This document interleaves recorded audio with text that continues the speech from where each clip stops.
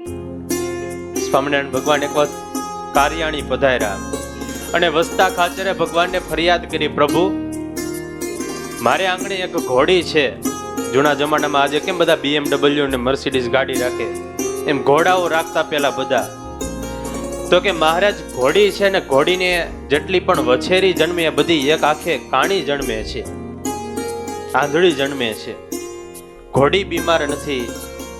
જે ઘોડા દ્વારા ઋતુદાન કરાવી એ ઘોડા પણ બરાબર હોય છે, તો પછી વછેરી કાણી કેમ જન્મે છે? એટલે મહારાજ હસવા લાગ્યા. મહારાજ વસતા ખાચરને કે, ભગત આમાં વાક ઘોડાનોય નથી અને વાક ઘોડીનોય નથી, વાક બીજા કોઈનો છે.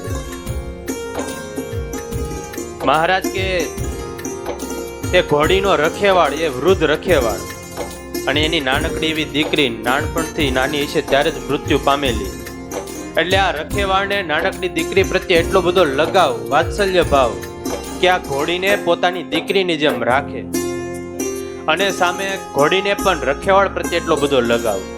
ઘોડીને રખેવાળ પ્રત્યે લગાવ અને રખેવાળને ઘોડી પ્રત્યે લગાવ.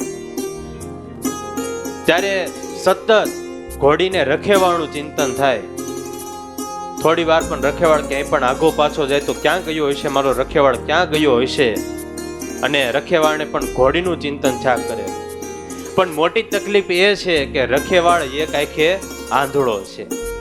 ત્યારે કેટલી સૂક્ષ્મ અસર એ જો પ્રાણીઓ ઉપર પણ થતી હોય, ત્યારે આજે માતાઓ 12 કલાક મોબાઈલ, ટીવી, સિનેમા ઉપર બેઠા હોય, એમની સામે બેઠા હોય, ત્યારે એની અસર તો કેટલી બાળકો ઉપર થતી હોય.